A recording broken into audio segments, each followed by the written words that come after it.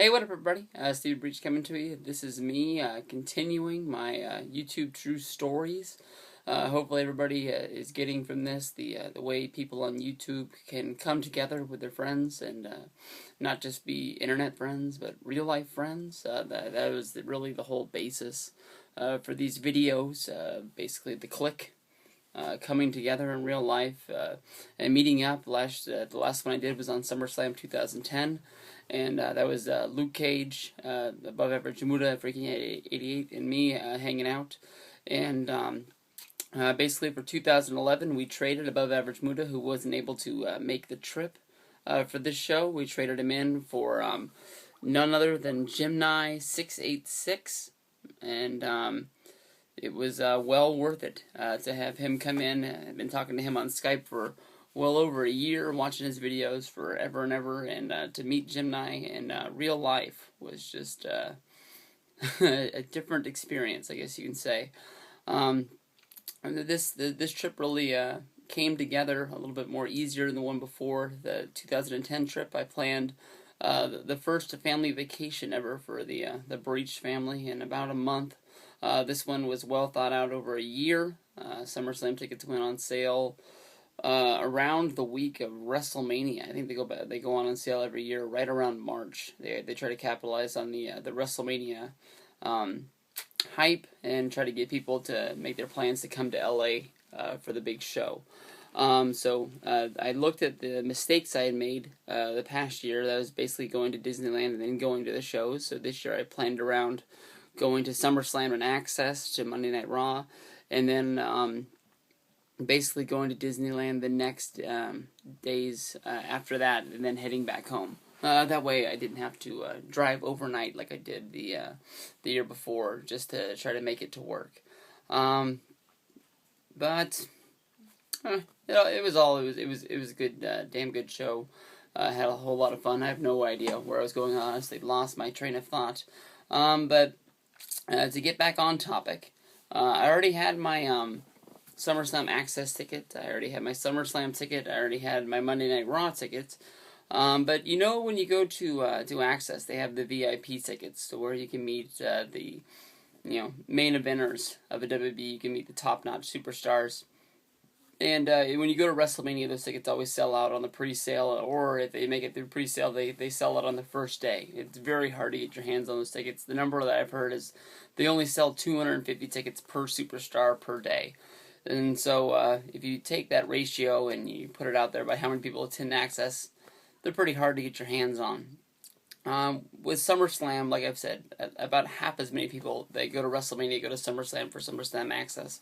There's not really a huge following of people that head out to SummerSlam, even though it's held in the same place, and like I've said, it's easy to plan a family vacation around. It's just the people aren't there. But the same people that went and they go to these pre-sales and try to sell these tickets, basically, if they're wrestling fans or not, they know that there's easy way to make a buck on eBay or on StubHub. They sell these tickets. You can see even for WrestleMania, to meet a superstar, they buy a $100 ticket and they sell it for $300 to $600, no matter who they are, because they know there are big wrestling fans that want to meet these people out there, and there's people that know that this is probably the only way they're going to meet a superstar like Triple H or Shawn Michaels, so on and so forth. You know, the big, I was about to say the big show, but the big guys that they put out there. Well, last year at SummerSlam, the wrong people bought them, and they got screwed, and I was happy to take advantage of them. I was able to meet, I was able to buy a ticket for Triple H. It was on sale on eBay, half the price. For $55, I was able to get a ticket for Triple H that was on sale. The Ticketmaster this person bought for $100, and then some tax or whatever it is. But you know, a damn good deal. The only problem was he was signing on Saturday, and I was driving down on Saturday. There was no way in the world I was able to match up the times to be able to be there and get this thing signed at Access. So I gave the ticket to my buddy, freaking 88. Miguel was able to go to the show for me. He was already planning on going. This was able to give him free admittance into the show. All he had to do was wait in line and get my Triple H item signed, as well as meet some other people. I think he met Wade Barrett that day, as well as I think some other people. But I set down one of my favorite pieces that I have in my wrestling collection Everybody knows that I buy a lot of stuff from WB Shop and so on and so forth, and save things that mean things to me. But this honestly is probably one of my most favorite pieces and everything, and it's on my wall above me. It is the WrestleMania. How do I get it on there? The WrestleMania plaque from WrestleMania 27, 19-0, complete with the ring rope. Came pre-signed by the Undertaker, but because of he was able to meet him, get a picture taken with him, get my plaque signed. It's now signed by both of them. More than likely, it is the only one in the world, because I am the only person stupid enough to crack one of those open. Had to take an X-Acto knife to the back of it, cut the tape, pull the photo out of it, and send it down to Yaya, who got it signed. I was able to take it down there, get it put back together, and head back out. Yaya came to my hotel that night. He was able to crash with me. I had more than enough space, and it wasn't actually my hotel, it was my timeshare, but big old fucking place, big fucking kitchen. We had pizza, we watched some $5 wrestling, so on and so forth. Stayed up pretty late that night. I don't remember if we drank any beer that night. I don't think we did, but I think we just had fun. And woke up the next morning, headed on out, headed to Access. Luke Cage, he made the trip, but for some reason he didn't stay with me. He got his own hotel, which turned into his whole catastrophe. I don't want to get into his whole story. I'm sure that if he made a video about it, it's taken down now, but let's just say, fuck the Sandman Inn. If ever staying in Anaheim, California, make sure you cross the Sandman off your list. That is not a place that you want to be staying. They don't take care of their guests, and more than likely there's going to be a dead body in your bed. But if you want to know more about it, at Luke Cage on Twitter. I'm sure he'll tell you the whole ordeal. We went to pick him up. Somehow there was a mix-up in the text messages. Both Yaya and I today swear, we just had this talk the other day, that Luke sent us a text that he was heading to Walmart to pick some stuff up and to meet him there. Somehow we drove to Walmart and Luke wasn't there. He was still back at the hotel he was at, so we kicked it around Walmart for a while. We made a pretty funny video of looking at all the figures and all the stuff on the wall, Captain America masks, so on and so forth. But all in all, it was a fun thing, and all in all, we like to make fun of Luke for what happened, but when I was packing my bags to head down to the trip, not just for SummerSlam, but I said like for a week at Disneyland, I didn't pack any drawers. The only pair I had was the pair that I was wearing. So I was lucky I was able to go over there and pick those up, and able to have some drawers that week. We left there. We finally met up back with Luke Cage, harassed him the whole way to Access, was able to bypass the whole line because we all had VIP tickets, and that was pretty cool. We all bought Mysterio tickets for that day. I don't think anybody was really that happy to meet Mysterio. We just wanted to be able to say that we met a big star that day instead of the mostly jobbers that they stick out there for us to meet. The one cool thing about getting the VIP access tickets is you get to bypass the standard line. If you buy standard tickets, there's a line 2 miles long, I swear to God, and getting into access takes a long time. They search through your stuff to make sure you're not bringing a bomb in there or anything like that. You can sneak a camera in there pretty easy, but they don't like you to have video cameras. But once you get them past that main person, nobody really cares. Everybody's shooting with their flip cam, so on and so forth, as they're meeting people. But that's the main thing. We all had those, so we were able to bypass everybody standing in the line. You feel sort of like a dick because everybody in line is looking at you as you walk past them. They want to be like, the line's back there, but you had your VIP ticket, so you go up to the front of the line and you basically sneak right in. When we got there, they never tell you at access who's going to be whose line. So you get to, you know what, we'll go UK Rampage. Q. You don't know whose Q is going to be here, so you just sort of go to one and you feel it out. We went to one that was sort of right in the middle. We were one of the first people in line. We were probably, say, in the first 20 people. And, that person that happened to come out was John Morrison. Got to meet John Morrison, a great superstar at the time. He was just making his return. Also in line, we got to meet our good buddy, I like to call him Molly, but it's Molly. You had to hang out with him. Got to hang out with some guy that was dressed up like Zack Ryder. I remember him. But I remember just feeling so worked by John Morrison because the talk of the time was that Morrison came back too early and he was still injured, and more than likely he was going to go back out because he wasn't at 100% and they weren't liking what he was doing. That's what happens when you read the dirt sheets. I didn't have anything else to talk about him because I wouldn't have the balls to ask about Melina, who had just basically been released the month prior, and at the time there was also reports about her trying to hang out backstage even though she'd been fired and getting Morrison a whole bunch of heat. So basically I just said, how's your neck feel? Is it true you're not 100%? And he said, I'm about 85. And I said, so you're going to be out for a while? And he said, yeah, I'll be out for a while, but I'll be back. And I said, hey, honestly, when you had that match with The Miz on the first episode of Raw of the new year, when he was the number one contender, when everybody thought he was going to be the Royal Rumble's number one contender and ended up just getting a Raw match, I told everybody, all of my friends, I would have bet the house if I could have, that you would have been world champ by this time at SummerSlam, or at least been, in that picture, and he was nowhere near it.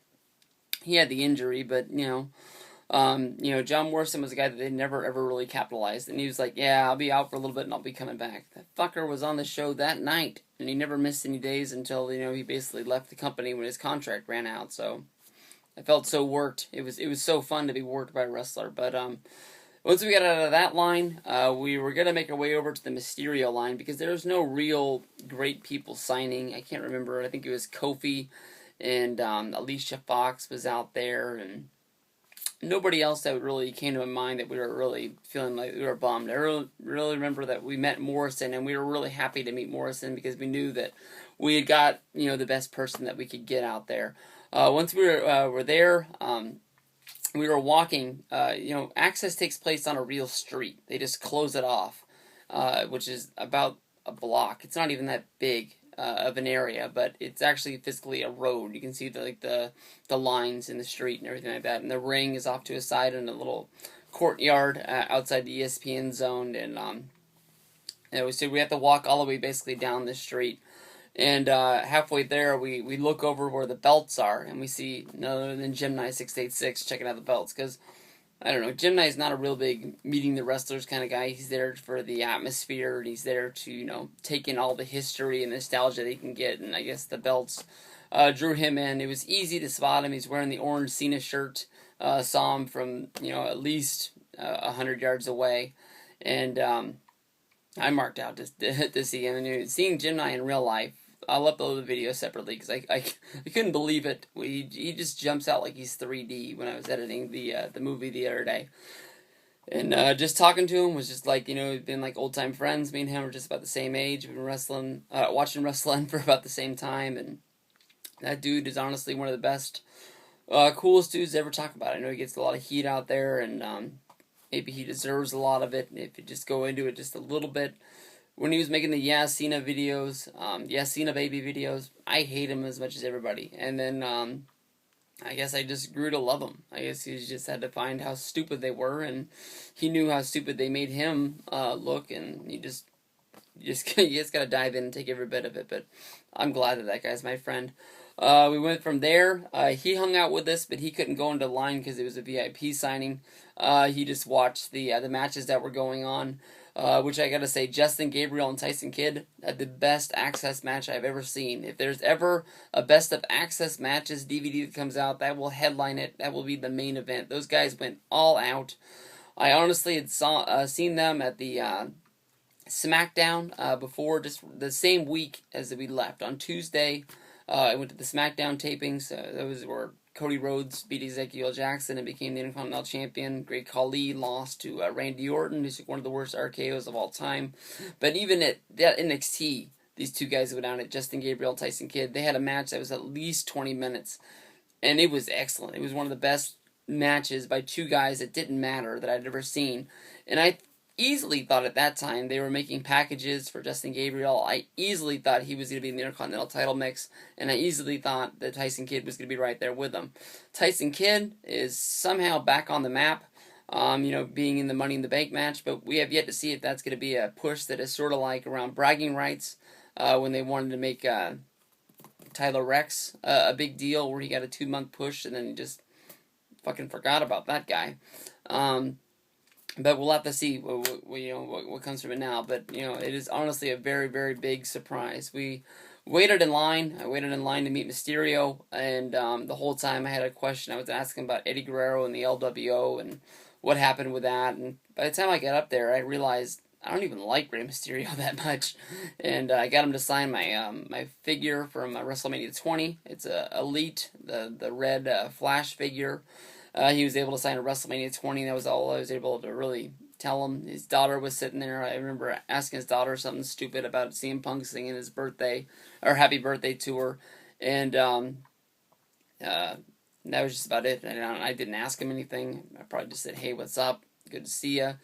And left there. Went and met with Jim, and we jumped into a line to meet a wrestler because there was a little bit of time left in the first part of the access signing. They do them in two shifts. The guys go out there for 2 hours and they leave, and they replace them with two more guys. So we just jumped in a line.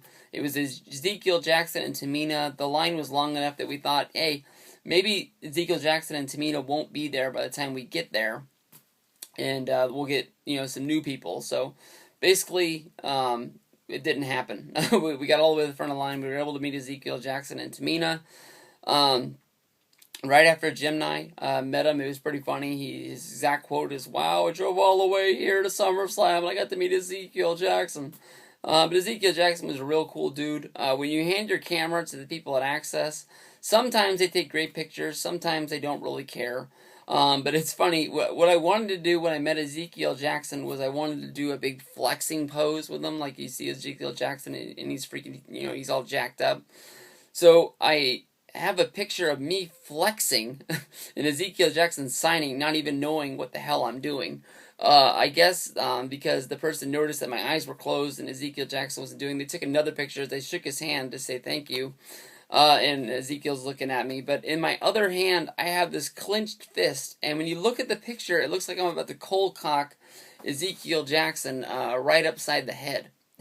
That would have been a damn fun day to see what happened from there. Tamina, I actually don't even remember reading her. I had her sign my encyclopedia. Oh, I had Ezekiel Jackson sign the encyclopedia as well. The picture they have of him is when he was Brian Kendrick's bodyguard, I guess you can say. But Tamina, I had her sign on the good old Jimmy Snuka page right at the very bottom, with him being her daughter, so on and so forth. But I guess that'll be good when the Encyclopedia 2 comes out, that a lot of people like that will be able to get signatures over their real pictures, so on and so forth. But that was like when I went to WrestleMania this year. I had the Usos sign Rikishi's page, just so it'd be somehow connected to him. But like I said, I don't even really remember meeting her. From there, we went to the Legend stage. We were able to meet Sergeant Slaughter, who we met the year before.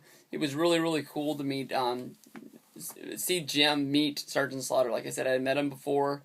Didn't really have a whole lot to say to him, but Jim went on and talked to him and told him that there was not one person on the WWE roster that will ever be able to get the same kind of heat that he got when he fought Hogan at WrestleMania. With him being the United States guy and joining the Desert Storm thing, and being with Colonel Mustafa and the Iron Sheik and General Adnan, that was heat to an all new level. And wrestling fans today, go out and pick up that WrestleMania and check it out, because you will honestly never see anything like that. People who think that, people are going to hate CM Punk because he turned on The Rock and John Cena, that is nothing compared to turning on your country and, putting, the other guys, above you in war.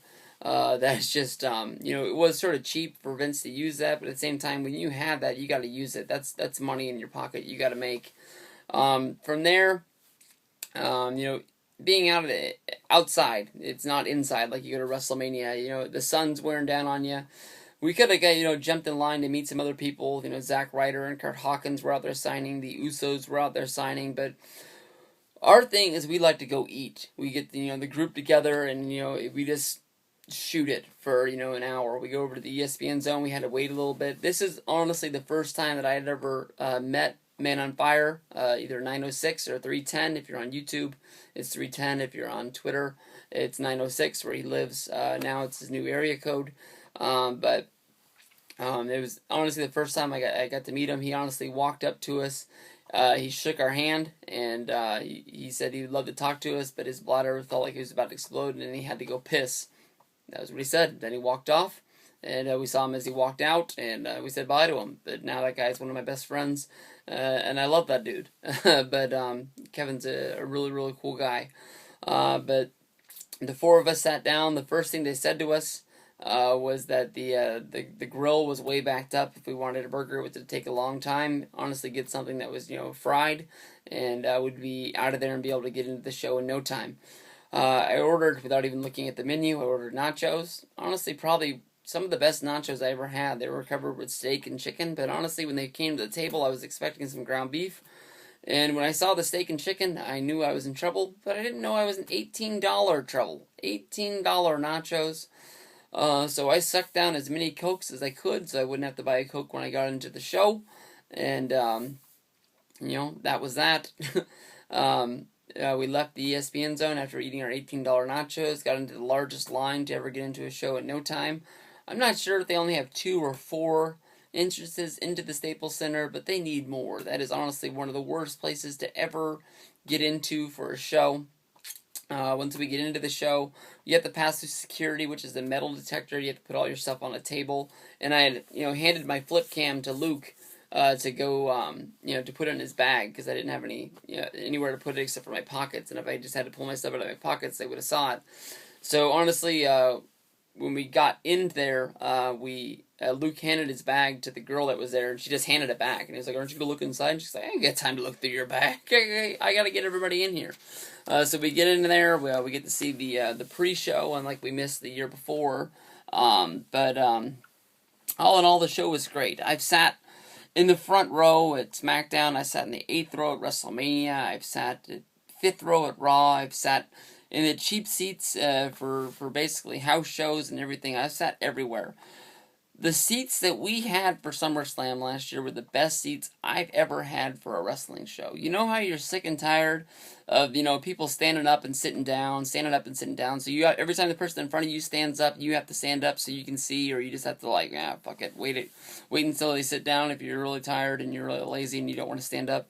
We sat in the very last row of the 100s. So there's a cement wall going up for about 5 feet, and then the 200s start. So basically what we did was we just stood up at our seats, and we sat down where the seat folds up. We sat on there, standing up. So it wasn't like you were getting tired from standing up, and we just watched the whole show like that. It was pretty cool. The guys from NoDQ.com, Noah Donis, and the other guy, they were in our section just a couple seats ahead of us, which is really cool. Look forward to the video from SummerSlam this year. Honestly, everybody who's going to SummerSlam is in Section 102. I don't know how it happened, if it was just the pre-sale that got out there on Twitter or whatever, but there's a guy on Twitter and YouTube who's sitting in the seat, Zach, who's sitting right in the seats right in front of us. There's a person a couple rows in front of us, a couple right off to the side. Everybody is in 102. It's the YouTube Twitter special, I guess you can say, but you guys know what happens. You don't need me to tell you about the show. It was pretty funny that nobody... well, you know what? I honestly didn't know who the hell the guy who sang last year, and CeeLo Green. I didn't know who he was. I didn't know either of his songs. All I knew is that one song they played on Raw every once in a while, and most of the time I fast-forwarded through it anyway, so,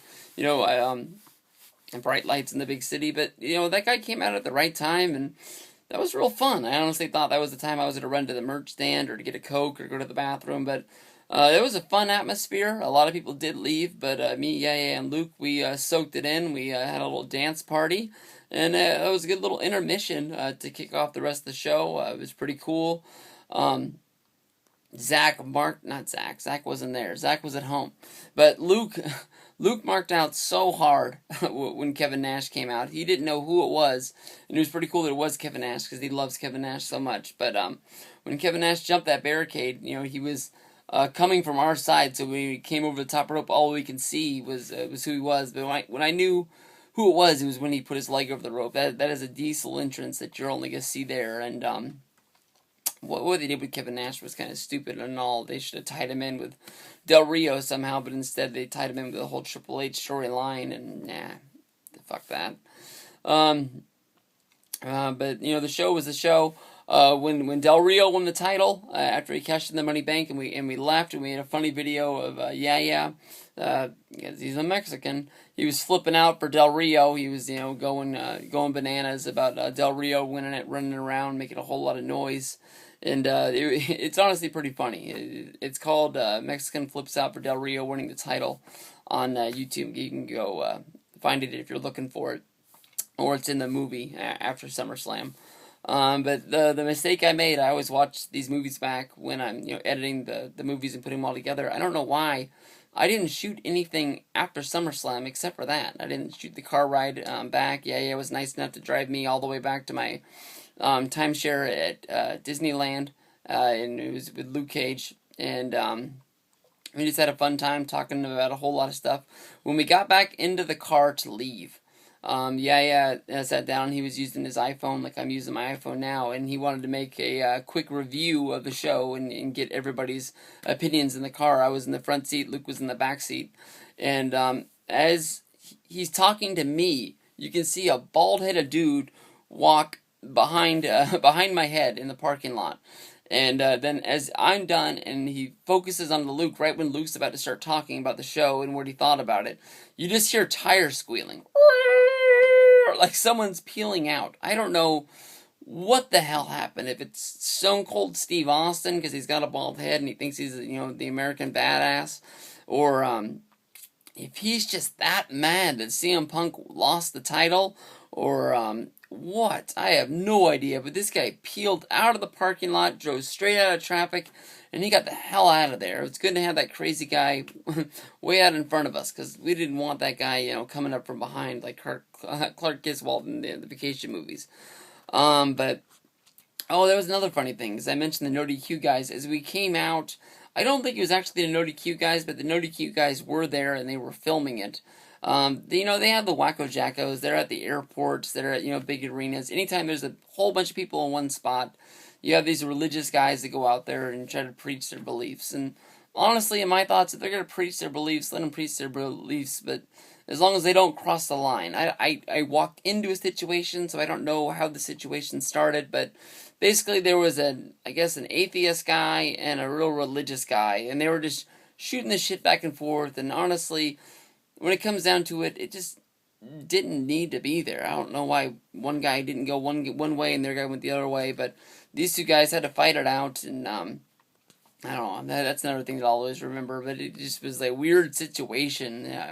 You knew these guys weren't going to fight, but they were going to yell at each other for a long time, so basically it was pretty stupid, but yeah, gave me a ride all the way back to the hotel, and woke up the next day. It was a lounge around day for me. I got to hang out at the pool, go get some breakfast. I had a meeting that I had to go to for the timeshare thing where they gave me a $75 gift card, and that was pretty fun. Around, I don't remember what time it was, 2 o'clock or so, I left and I started driving to Monday Night Raw, which was in San Diego. The trip from Anaheim to San Diego on a map doesn't look that far. In a car, it's pretty far.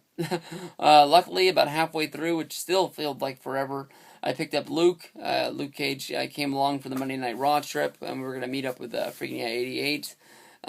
We drove all the way to San Diego, the San Diego Sports Arena, I think is what it's called.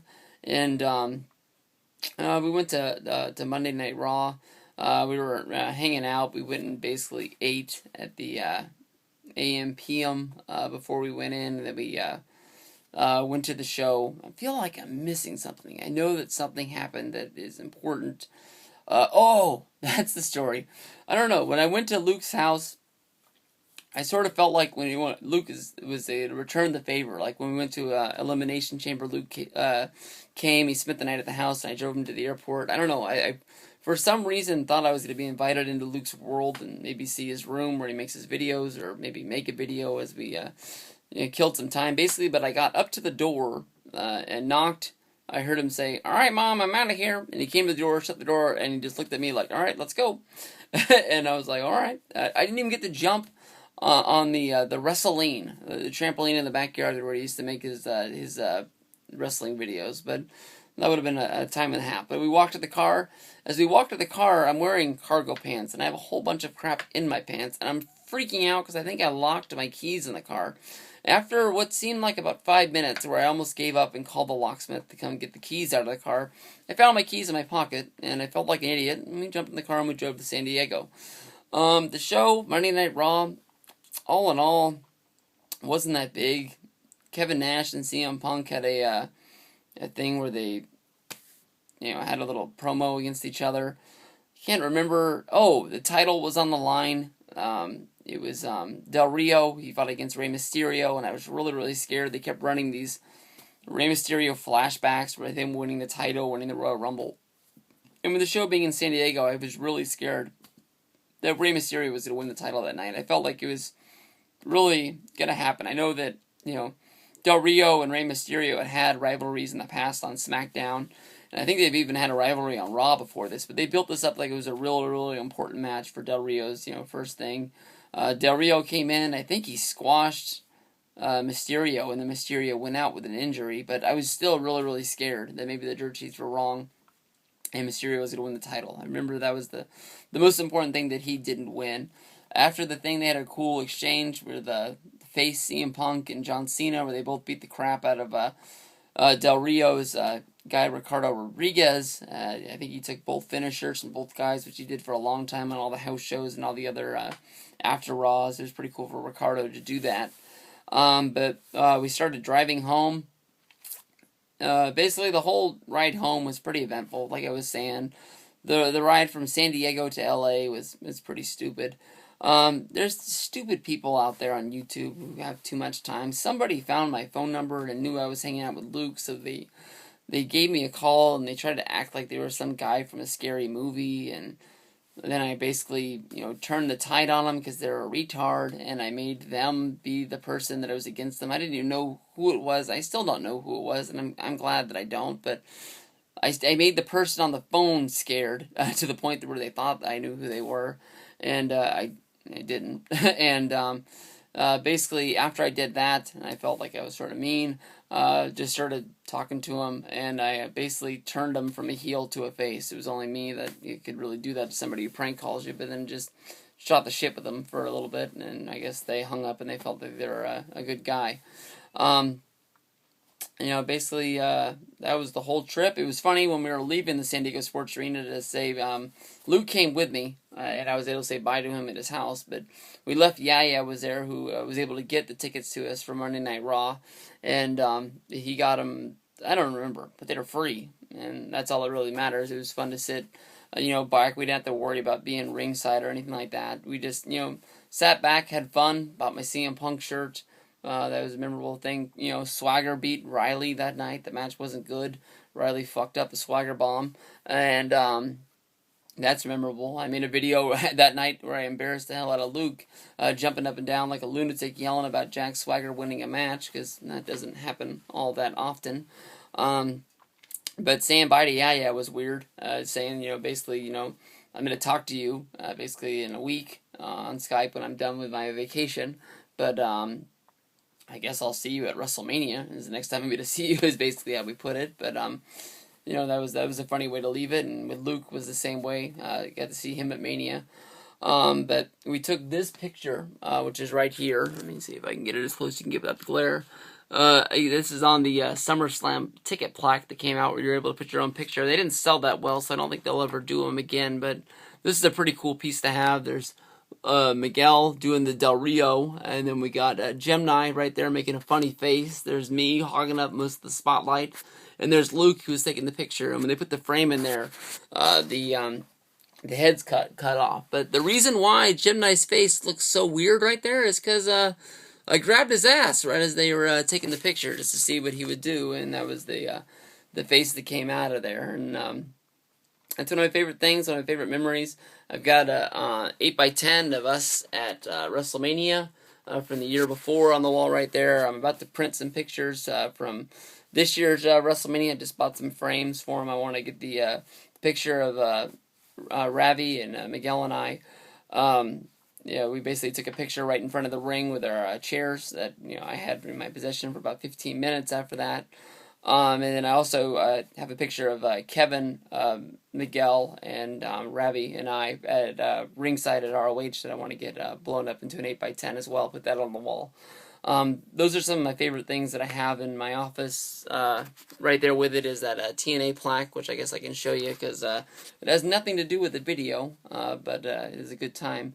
So that basically should be about everything from SummerSlam, but I'm going to close this one the same way I closed the other one.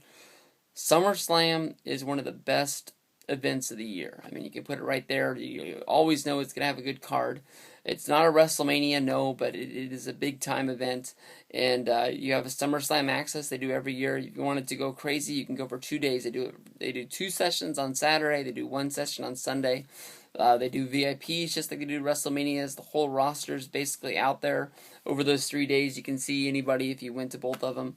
It'd be a real cool time. You know, if you're an older guy like me, take your family. You can build it around that. You can go to Disneyland, Universal Studios.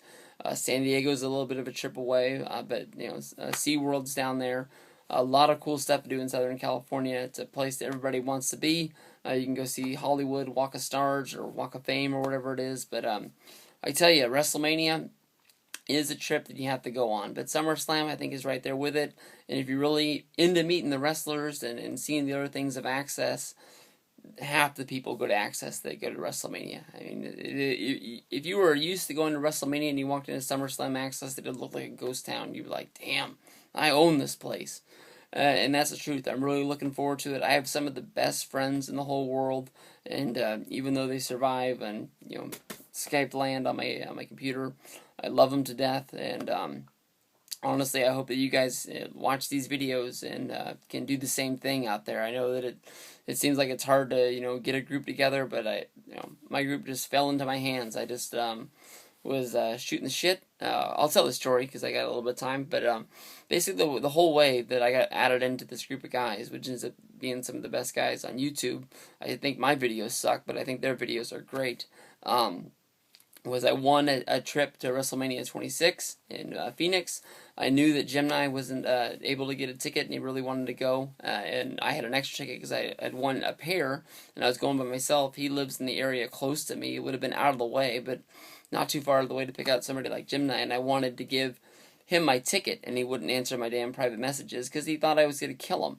And at the same time, I knew Miguel was his friend, so I'm reaching out to Miguel. Miguel behind, my back. Well, I guess not behind my back, but, because I wasn't a part of the group at the time, was like, hey, this guy, he seems like a good guy. I've been watching his videos. And from there, they just added me into the call one night to see if I was really a crazy guy that would have killed Gem. And my friendship was born, and those guys, honestly, from top to bottom, I've met them all, and they're all the greatest guys. They'll all bend over and do basically anything in the world for you. We don't have the best reputation in the world, but if you ever really knew us in real life, it's true. And if I see any of you guys at Access, give me a high five. If you want to be in the Access video of that day, make sure you let me know, and I'll shoot you. I'll put you in there, plug your channel, so on and so forth. But I really appreciate it. These right here are some of my favorite videos to make, because I know there's a lot of people sitting at home like, man, I really wish I can go to that event. Man, I really wish I can go to Access. Maybe I really wish I can go to WrestleMania. And I want to let you know that it's possible. If you save your dollars up throughout the year, and don't do this, don't do that. But I mean, like, you're a huge wrestling fan. You deserve to be at WrestleMania. It is within your reach to get there. And I hope that every single person out there that watches this video, somebody's got to buy my ticket, because I'm not going this year. So there's a spot open up. Somebody's got to get there. Somebody's got to, do it. And I hope that my video is the reason somebody goes. So this is Stevie Breech, SummerSlam 2011. Here comes SummerSlam 2012. Brock Lesnar against Triple H. Let's go.